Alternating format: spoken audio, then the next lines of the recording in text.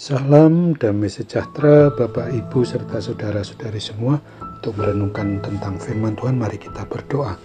Tuhan Allah Bapa kami yang bertahta di surga, yang melampaui segala akal, hati, dan pikiran kami manusia, berfirmanlah kepada kami, sebab kami bersedia untuk mendengar, dan atas pertolongan Roh Kudus mampukan kami agar kami boleh melaksanakannya dalam hidup sehari-hari.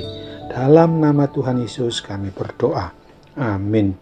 Nas renungan tentang firman Tuhan hari ini diambil dari Wahyu 13 ayat 9 dan ayat 10 yang berbunyi, barang siapa bertelinga hendaklah ia mendengar.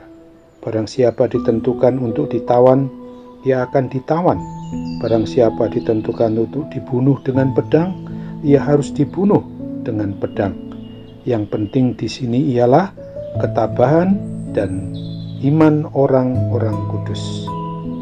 Sebagai tema yang diangkat dari nas renungan kita adalah yang penting ialah ketabahan iman percaya orang-orang kudus.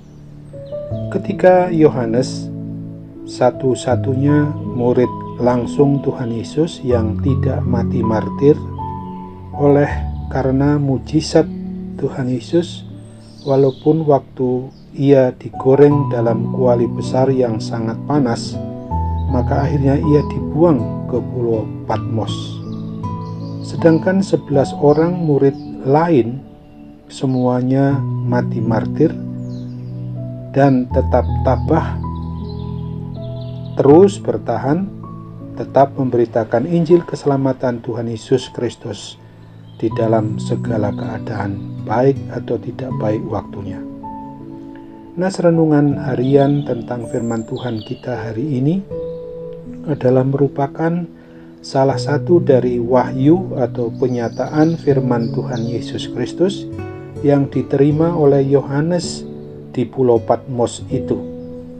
Dan Tuhan Yesus menubuatkan bahwa pada akhir zaman kelak akan muncul seorang raja yang dilambangkan sebagai binatang bertanduk yang memperoleh kekuasaan mutlak dari naga atau yang melambangkan iblis itu untuk memerintah selama 42 bulan atau 3,5 tahun. Hal itu sama dengan raja yang menguasai bait Allah di Bukit Sion di Yerusalem. Raja yang menguasai bait Allah Yerusalem adalah lokasi sentral bumi kolong langit dunia ini. Memang sudah diizinkan oleh Tuhan Yesus menindas dan memaksa semua orang agar mau menyembah patung berhala raja itu yang didirikan di pelataran bait Allah di Bukit Sion Yerusalem itu. Barang siapa yang tidak mau menyembah patung tersebut, maka semua orang akan dibunuh oleh raja iblis tersebut.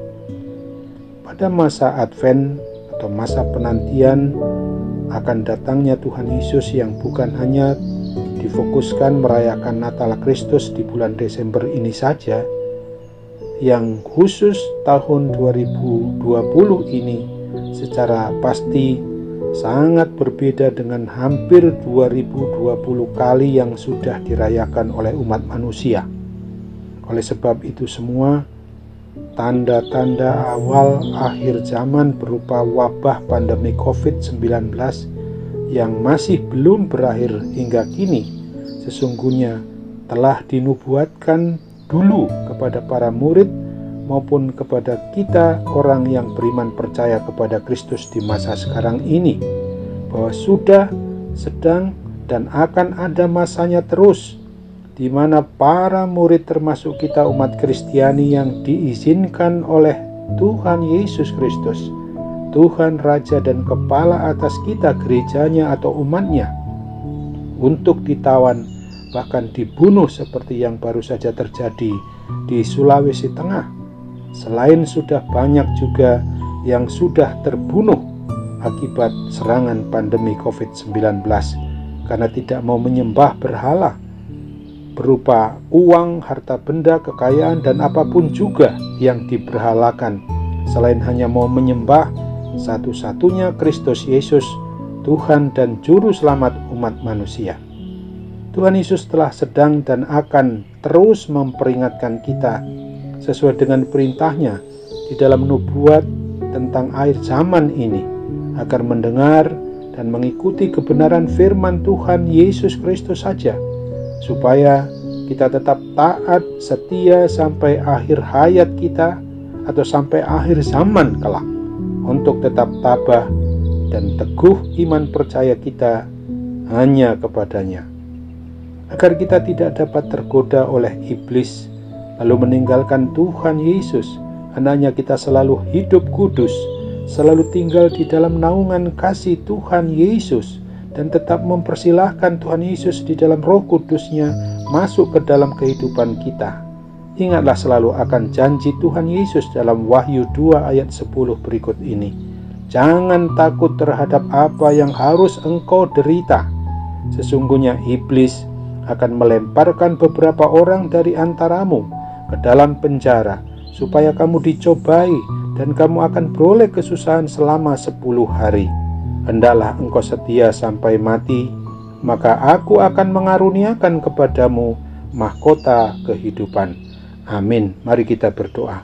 Tuhan Bapa di surga, terima kasih untuk apa yang sudah Tuhan peringatkan kepada kami, agar kami sungguh-sungguh tetap tabah, kuat dan setia dalam beriman kepadamu, dan melaksanakan apa yang menjadi kebenaran firman Tuhan Yesus saja.